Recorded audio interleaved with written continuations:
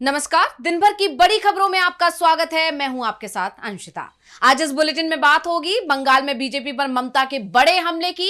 আমি আমার বইতে আমি আমার দল করতেন আপনারা তখন परीक्षाओं में धांधली पर घिरी मोदी सरकार की। न पढ़ूंगा न पढ़ने दूंगा, यह है असली नारा। देखेंगे कांग्रेस को और मजबूत बनाने का क्या है राहुल गांधी का प्लान। लोकसभा और विधानसभा सीटों के परिसीमन को लेकर मोदी सरकार का क्या है नया प्लान। जानेंगे बिहार एनडीए में क्यों बढ़ता दिख रहा है टकराव। और बुलेटिन के आखिर में देखेंगे जाने माने कार्टूनिस्ट इरफान की किस खबर पर पड़ी तिरछी नजर। लेकिन दिन भर की तमाम बड़ी खबरों से पहले एक नजर आज की सुर्खियों पर। सुप्रीम कोर्ट का बड़ा फैसला। वेकेशन बेंच के सामने अर्जेंट मेंशनिंग नहीं कर सकेंगे सीनियर वकील। कोर्ट ने पूरी व्यवस्था पर फिलहाल के लिए लगाई रोक। नीट यूजी 2026 की परीक्षा 21 जून को कंप्यूटर पर नहीं होगी, पेन पेपर मोड में ही होगा री एग्जाम। सुप्रीम कोर्ट ने सीबीटी याचिका की खारिज। बिहार में पूर्व सीएम राबड़ी देवी के बंगले पर सियासी संग्राम। नियम के खिलाफ जाकर बंगलों में रह रहे नेताओं की आरजेडी ने जारी की लिस्ट। सरकार पर लगाया दोहरे मापदंड का आरोप। राज्यसभा की 24 सीटों और 3 राज्यों की विधान परिषदों के चुनावों के लिए नामांकन की प्रक्रिया हुई शुरू। 8 जून तक भरे जाएंगे नामांकन, 18 जून को होगी वोटिंग।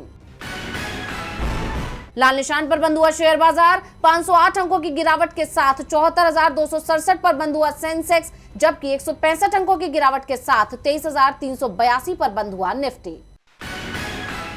ये तो थी सुर्खियां। अब बात आज की सबसे बड़ी खबर की। पश्चिम बंगाल में बीजेपी की सरकार बनने के बाद टीएमसी नेताओं पर हमले बढ़ गए हैं। अब तो पार्टी के सांसद भी सुरक्षित नहीं बचे हैं, ना घर के अंदर और ना घर के बाहर। हर जगह हमले हो रहे हैं। टीएमसी नेताओं को कार्यक्रम भी नहीं करने दिए जा रहे हैं और इसे लेकर ममता बनर्जी ने अब बीजेपी सरकार के खिलाफ मोर्चा खोल दिया। देखिए रिपोर्ट। पश्चिम बंगाल में सियासी गहमा गहमी बढ़ी हुई है। जिस तरह टीएमसी नेताओं पर एक के बाद एक हमले हो रहे हैं, उसे लेकर पार्टी का गुस्सा फूट पड़ा है। राज्य की पूर्व सीएम और पार्टी प्रमुख ममता बनर्जी ने इस घटना को लेकर बीजेपी पर गंभीर आरोप लगाए हैं। उन्होंने फेसबुक पर लाइव आकर राज्य की बीजेपी सरकार पर आरोप लगाते हुए कहा कि टीएमसी विधायकों और नेताओं पर पुलिस और भाजपा दोनों का दबाव है। टीएमसी को तोड़ने की कोशिश की जा रही है। पार्टी नेताओं को डराया धमकाया जा रहा है।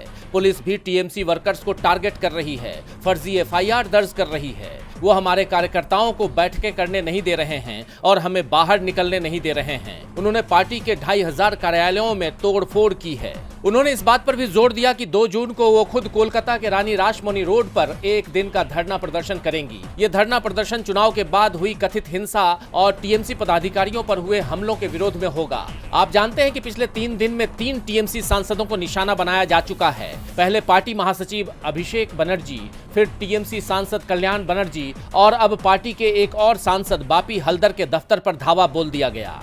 दक्षिण 24 परगना जिले के मथुरापुर में स्थित उनके ऑफिस की खिड़कियों के शीशे, साइन बोर्ड और फर्नीचर्स को हिंसक भीड़ ने पूरी तरह चकनाचूर कर दिया, जिसके बाद टीएमसी का गुस्सा और बढ़ गया है। ममता बनर्जी ने बीजेपी पर भड़कते हुए कहा है कि जिस तरह से आपने अभिषेक को पीटा है, हमें नहीं पता कि उसकी आंखों की क्या हालत है।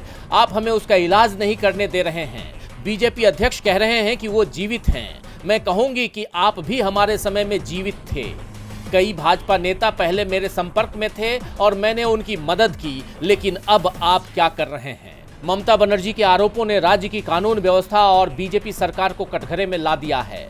सवाल ये उठ रहे हैं कि क्या बीजेपी राज्य में विपक्ष की आवाज को दबाना चाहती है? वहीं वोट चोरी को लेकर भी सवाल गहराते जा रहे हैं।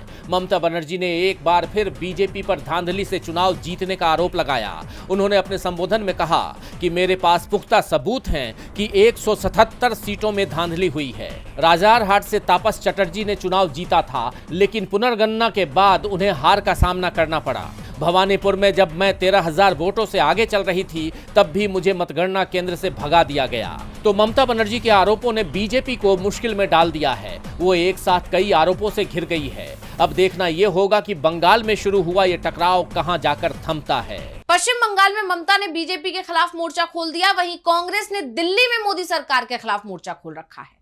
नीट परीक्षा का मामला हो या फिर सीबीएसई का, परीक्षाओं में हो रही धांधली को लेकर कांग्रेस ने बेहद तीखे सवाल उठाए हैं। राहुल गांधी ने यहां तक कह दिया कि गलती सरकार करती है और हर्जाना छात्रों को भरने के लिए कहा जा रहा है। तो कैसे घिरती दिख रही है सरकार, देखिए रिपोर्ट। नीट, सीबीएसई और सीयूईटी के एग्जाम में लगातार हो रही धांधली को लेकर विपक्ष का गुस्सा फूट पड़ा है। सड़क से लेकर सोशल मीडिया तक विपक्ष ने मोदी सरकार को बुरी तरह घेर लिया है। अभी तक कांग्रेस कार्यकर्ता ही सड़क पर उतरकर मोदी सरकार के खिलाफ नारेबाजी कर रहे थे, लेकिन अब खुद कांग्रेस सांसद राहुल गांधी ने मोर्चा संभालते हुए सरकार पर एक भी पेपर बिना गड़बड़ी के न करवा पाने का आरोप लगाया। उन्होंने शिक्षा को कारोबार बनाने का आरोप लगाया। राहुल के आरोपों से सरकार पहले ही सवालों के कटघरे में थी कि इस बीच कांग्रेस नेता पवन खेड़ा ने प्रेस कॉन्फ्रेंस कर सरकार पर बड़ा हमला बोला है। उन्होंने सीधे पीएम मोदी पर तंज कसते हुए कहा कि सरकार को युवाओं की कोई चिंता नहीं है। उन्होंने पीएम मोदी के न खाऊंगा न खाने दूंगा के नारे को लेकर कहा कि सरकार का असली नारा है न पढ़ूंगा न पढ़ने दूंगा। एक नारा था न खाऊंगा न खाने दूंगा। मुझे लगता है वो नारा गलत था। न पढ़ूंगा न पढ़ने दूंगा, ये है असली नारा और ये पूरे कैबिनेट का नारा है। आप तमाम मंत्रियों के ट्वीट्स उठाकर देख लीजिए, फेसबुक पोस्ट, इंस्टा, जो भी देखना है देख लीजिए। किसी एक मंत्री के मुंह से निंदा निकले सीबीएसई की, शिक्षा मंत्रालय की, तो मैं मान जाऊंगा। इस दौरान पवन खेड़ा ने मोदी कैबिनेट में शिक्षा मंत्री धर्मेंद्र प्रधान पर युवाओं के भविष्य के साथ खिलवाड़ करने का आरोप लगाया है।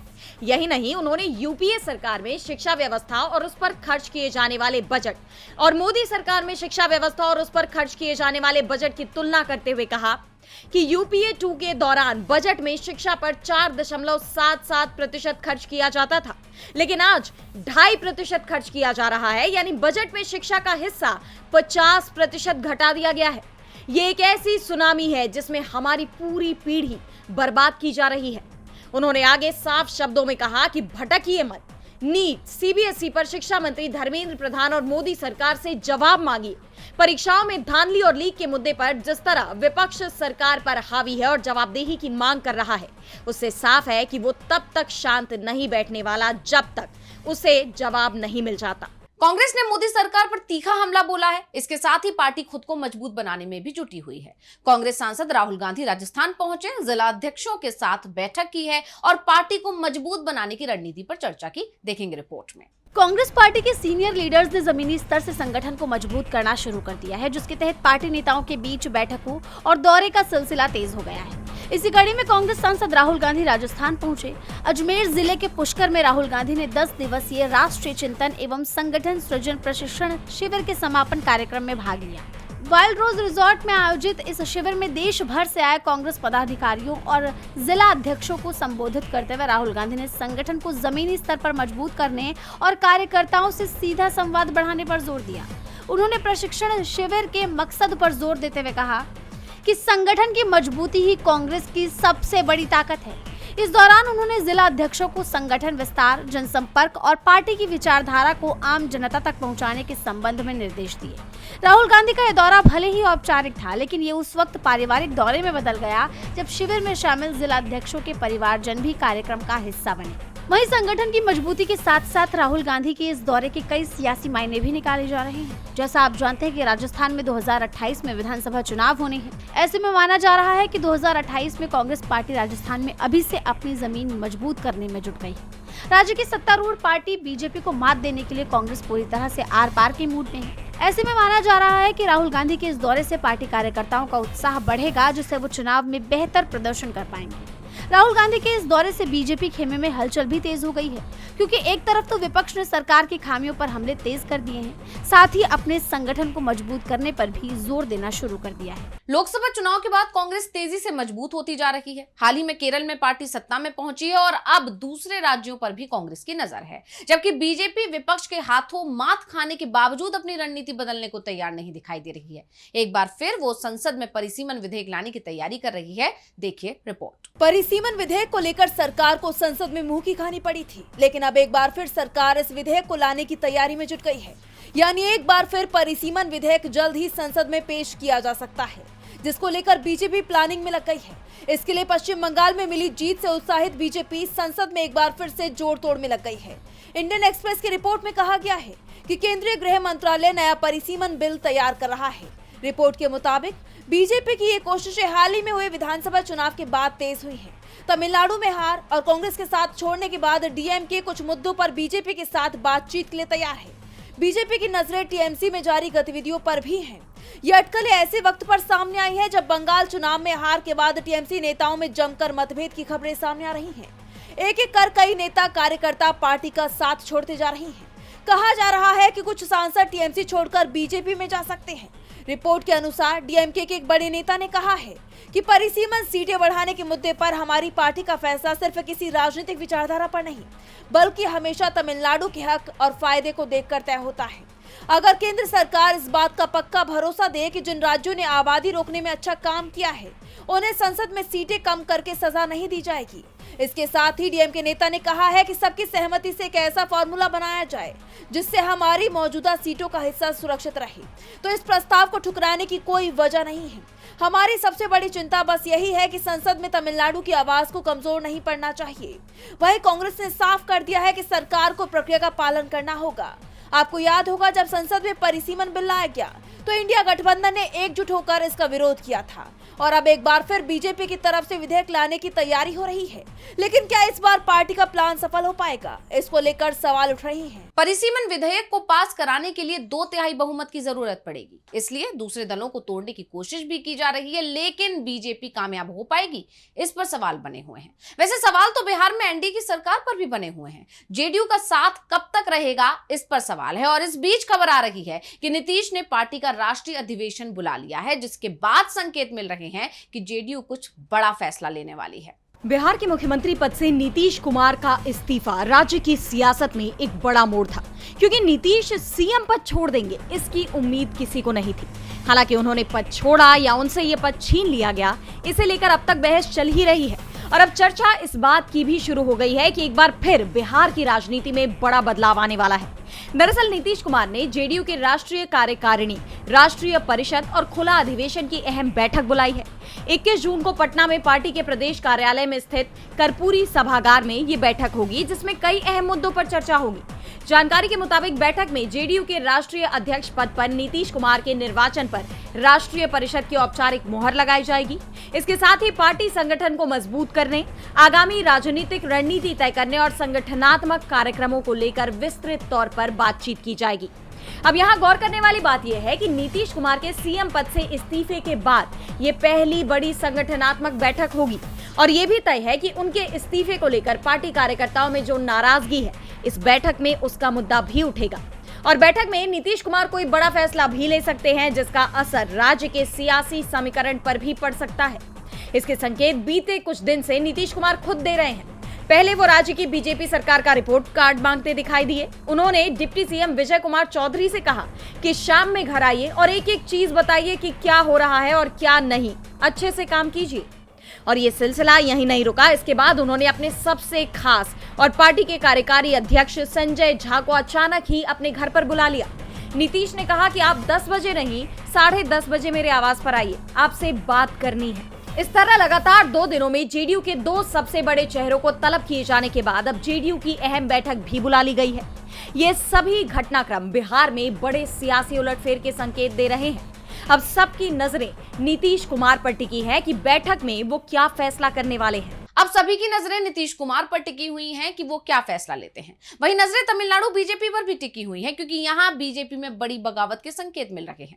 बीजेपी के पूर्व प्रदेश अध्यक्ष अन्नामलाई ने अलग दल बनाने के संकेत दिए हैं। अन्नामलाई तमिलनाडु में बीजेपी के सबसे बड़े नेता माने जाते हैं। उनका पार्टी छोड़ना बीजेपी की मुसीबत बढ़ा सकता है। देखिए रिपोर्ट। तमिलनाडु में बीजेपी को बड़ा झटका लग सकता है। राज्य में बीजेपी इकाई में सियासी उठापटक तेज होती हुई दिखाई दे रही है। बीजेपी के पूर्व अध्यक्ष रहे अन्नामलाई को लेकर खबर आ रही है कि वो कभी भी बीजेपी से किनारा कर सकते हैं।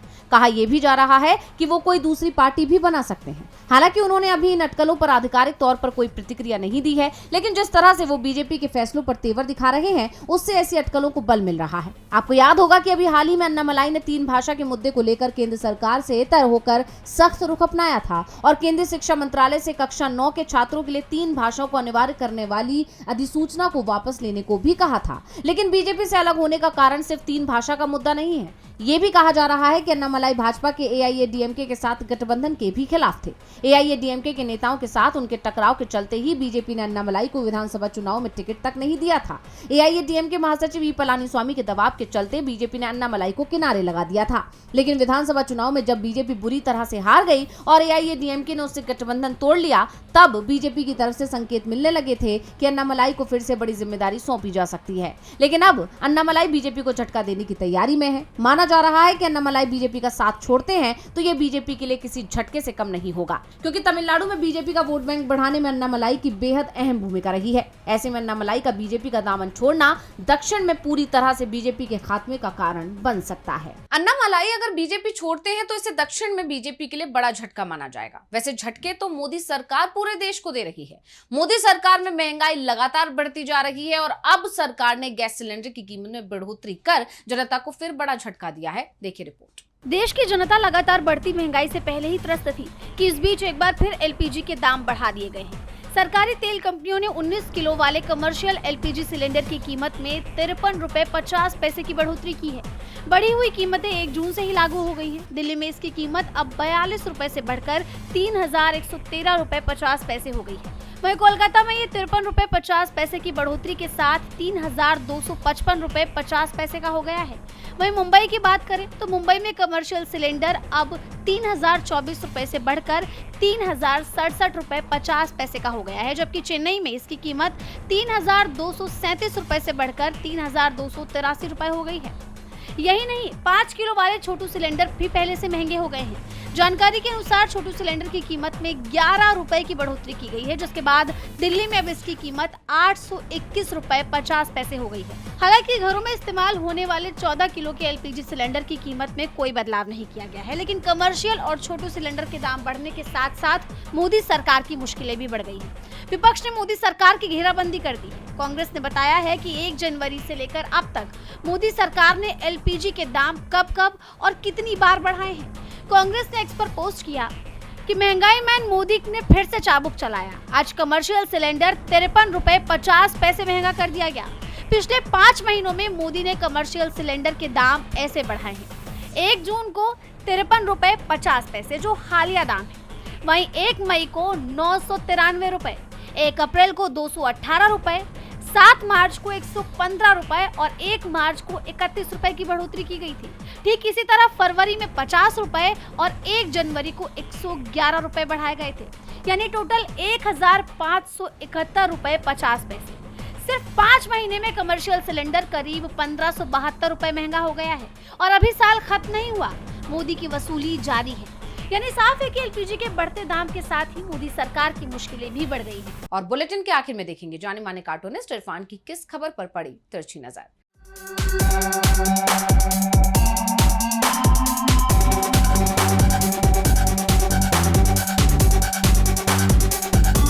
प्रधानमंत्री नरेंद्र मोदी वक्त का रुख देखकर ही बात करते हैं। जैसे कि चुनाव का जब मौसम होता है, चुनाव का जब वक्त होता है तो चुनाव की बातें करना शुरू कर देते हैं। अगर मौसम की बात होती है तो वो मौसम की बात करते हैं। जैसे कि गर्मी का मौसम है तो उसमें क्या होता है, आमों पर उन्होंने बात की। अपने ख़ास प्रोग्राम मन की बात में उन्होंने आम पर चर्चा की। आम के बारे में बताया कितनी तरह के होते हैं, कहाँ पर होते हैं, उनके क्या क्या नाम होते हैं। अल्फांसो है, केसर है, दशहरी है, वगैरह वगैरह। लेकिन उन्होंने, लोग वेट कर रहे थे कि शायद वो नीट पर बात करेंगे, बेरोज़गारी पे करेंगे, महंगाई पर करेंगे, बढ़ती हुई अपराधों की जो तरबियत लोगों के अंदर हो रही है उसके ऊपर बात करेंगे, भ्रष्टाचार के ऊपर बात करेंगे। लेकिन उन्होंने किसी पर बात नहीं की। खैर, उनको आम क्यों पसंद हैं, ये भी तो एक सोचने वाली बात है। क्योंकि भाई आम में आम के आम और गुठलियों के दाम भी तो होते हैं।